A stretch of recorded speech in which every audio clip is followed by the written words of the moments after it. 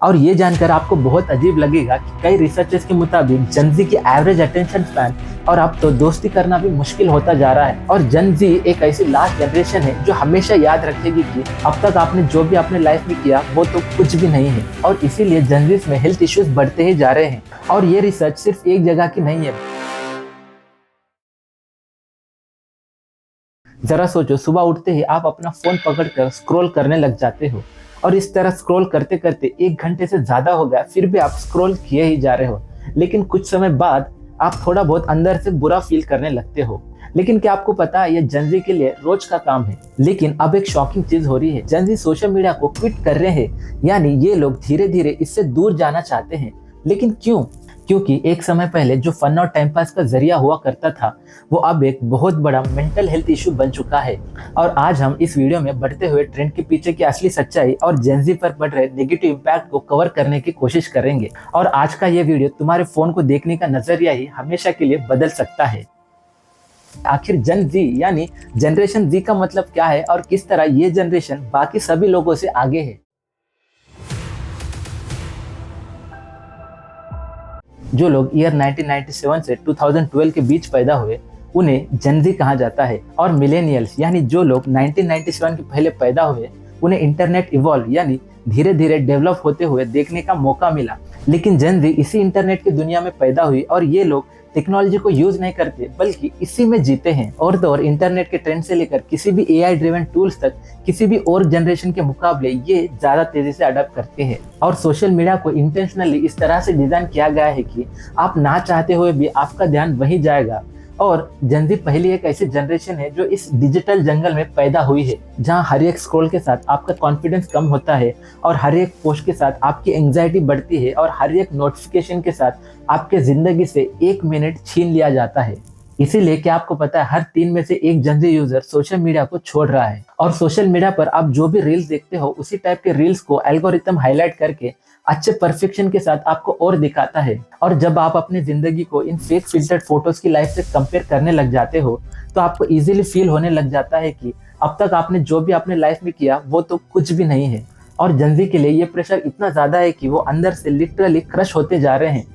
इसीलिए हर 3 में से एक जनजी सोशल मीडिया से दूर जाने की कोशिश कर रहा है, क्योंकि इससे उनकी मेंटल हेल्थ पर इतना बुरा असर पड़ रहा है कि क्या ही कहें। और सच कहूं तो क्या आप उन्हें ब्लेम कर सकते हो, क्योंकि एल्गोरिथम ही इस तरह से डिजाइन किया गया है कि वो चाह कर भी इससे दूर नहीं जा पा रहे। और सबसे मजेदार बात, एल्गोरिथम किसी की मेंटल हेल्थ को केयर भी नहीं करता, वो बस केयर करता है कि किस तरह आपका एंगेजमेंट बढ़ाया जाए। और कई बार तो आपको एंगेज करने के लिए एल्गोरिथम नेगेटिव, हार्मफुल और प्लेन टॉक्सिक कंटेंट दिखाने लग जाता है। और जनजी के लिए ये कांस्टेंट नेगेटिव एक्सपोजर हद से ज्यादा हो रहा है, इसीलिए वो इन प्लेटफॉर्म्स को क्विट करने की कोशिश कर रहे हैं। और बजाय फेक फॉलोअर्स, लाइक्स और इन वर्चुअल वर्ल्ड को जो हमें हर रोज इन प्लेटफॉर्म पर दिखाया जाता है, वो इन्हें छोड़कर अपनी मेंटल हेल्थ को ज्यादा प्रेफरेंस दे रहे हैं। लेकिन इन प्लेटफॉर्म्स को क्विट करना इतना आसान भी नहीं है, क्योंकि हमारे चारों तरफ हर जगह सोशल मीडिया मौजूद है, और हम इसी के जरिए एक दूसरे से कम्युनिकेट कर पाते हैं और जान पाते हैं कि आखिर दुनिया में क्या चल रहा है।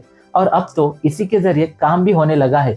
लेकिन जो लोग इसे छोड़ चुके हैं, ट्रस्ट में उनकी लाइफ कंप्लीटली बदल गई है, जैसे कि कम स्ट्रेस, ज्यादा फोकस, और मोस्ट इंपॉर्टेंट एक अच्छी बेहतर नींद। लेकिन एक सेकंड रुको, सोशल मीडिया को बनाया इसलिए गया था कि हम एक दूसरे से कनेक्ट हो सके, लेकिन अब ये एक एडिक्शन बन चुका है, और हर दिन इतना टाइम फोन पर स्पेंड करना ये कोई नॉर्मल बात नहीं। हालांकि जनजी को मोस्ट एजुकेटेड जनरेशन माना जाता है, लेकिन क्या आपको पता है 45% से ज्यादा जनजी परफेक्शन के पीछे भागते हैं, इसीलिए वो बहुत ज्यादा स्ट्रेस महसूस करते हैं।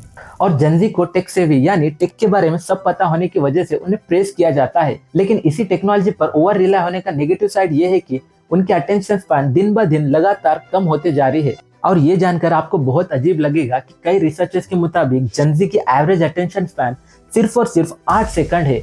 इसीलिए उनका एक चीज पर ध्यान टिका के रहना बहुत ज्यादा मुश्किल बन गया है। और तो और जनजीज को शॉर्ट्स और रील्स की इतनी आदत लग चुकी है कि उनके लिए 30 सेकंड की एक कंप्लीट वीडियो देखना भी एक बहुत बड़ा टास्क बन चुका है।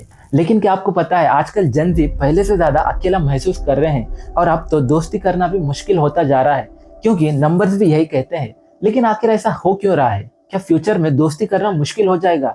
पता ये सुनकर आपको लग रहा होगा कि ये क्या बता रहा है, लेकिन साल 2015 में OECD PISA यानी program of international student assessment के जरिए एक स्टडी की गई, और पाया कि अब तो दोस्ती करना भी मुश्किल बन चुका है। और ये रिसर्च सिर्फ एक जगह की नहीं है, बल्कि जापान और साउथ कोरिया की तरह अब यूरोपियन के जनजी भी सोशली आइसोलेटेड यानी अकेला फील करते हैं। और ये धीरे धीरे इंडिया में भी ऐसा होना चालू हो गया है। पर ऐसा हो क्यों रहा है? तो इस पर एक्सपर्ट्स कहते हैं कि इसके पीछे फोन का ज्यादा स्क्रीन टाइम और स्कूल और जॉब का बढ़ता प्रेशर जिम्मेदार है। और अब आपको यह यकीन करना थोड़ा मुश्किल होगा, लेकिन ईयर 1976 में 12th बैच में 52% एक दूसरे से हर रोज मिलते थे, लेकिन साल 2017 में ये नंबर गिरकर 28% हो गया है। इससे आपको पता चल गया होगा कि इंटरनेट की वजह से हम एक दूसरे से किस तरह धीरे धीरे दूर होते जा रहे हैं। और तो और 2012 में 26% लोग लोनली फील करते थे, लेकिन सिर्फ और सिर्फ 5 सालों में यानी 2017 में 39% से भी ज्यादा लोग लोनली फील करने लगे हैं। और तो और बहुत से लोग सोशल मीडिया को ब्लेम करते हैं कि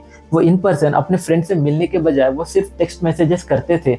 इस तरह वो धीरे धीरे अपने दोस्तों से दूर होते चले गए। लेकिन आपको क्या लगता है, क्या हम ऐसे फ्यूचर की तरफ बढ़ रहे हैं जहाँ फ्रेंडशिप करना भी मुश्किल हो जाएगा? लेकिन क्या आपने कभी सोचा कि आजकल जनजी को लेकर बहुत बातें तो हो रही है, लेकिन आखिर ये जनजी वर्ड आया कहाँ से है?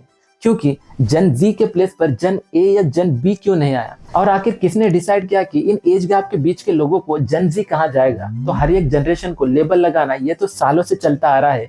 और आप इस ग्राफ में भी देख सकते हो कि किस तरह हर एक जनरेशन को अलग अलग नाम दिया गया है। और जनजी टर्म साल 2010 से धीरे धीरे पॉपुलर होने लगा।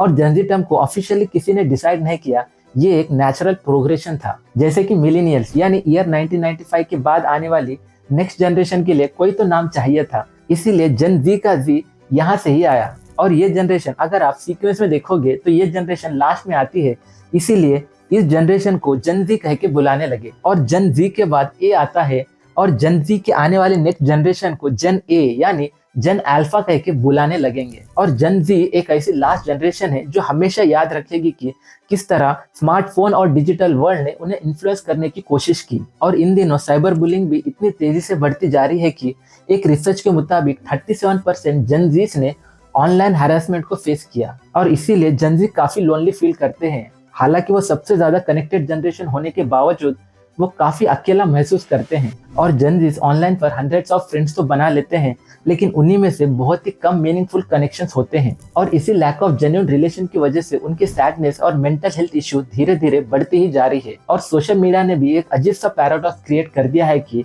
वो हमेशा ऑनलाइन पर एक दूसरे से कनेक्टेड तो होते हैं, लेकिन वो हमेशा अंदर से अकेला महसूस करते हैं।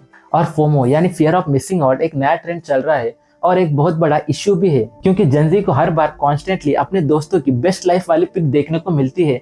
इससे उन्हें लगता है कि वो कहीं पीछे छूट गए हैं या उनकी लाइफ उतनी एक्साइटिंग नहीं है। और इसीलिए जनजीज में हेल्थ इश्यूज बढ़ते ही जा रहे हैं, जैसे कि वाइपिंग से होने वाले लंग डिसीज से लेकर हार्ट ब्रेन तक हर एक चीज इफेक्ट हो रहा है। क्योंकि सैडनेस सिर्फ एक इमोशन नहीं, जब भी आप सैड फील करते हो तो आपका ब्रेन, हार्ट, यहाँ तक कि आपके लंग्स तक डैमेज हो सकते हैं। और 2018 की एक नेचर रिव्यू ऑफ न्यूरोसाइंस की स्टडी ने कंफर्म किया कि लंबे समय तक इमोशनल स्ट्रेस होने से आपकी दिमागी क्षमता कम हो जाती है और आप चीजें जल्दी भूलने लगते हो और लंबे समय तक चीजें याद नहीं रख पाते। और साइकोसोमैटिक के रिसर्च में पाया गया कि जो लोग सैडनेस को ज्यादा एक्सपीरियंस करते हैं उनकी इम्यूनिटी कम होने लगती है और वो किसी भी छोटी से छोटी चीजों से बीमार पड़ने लगते हैं।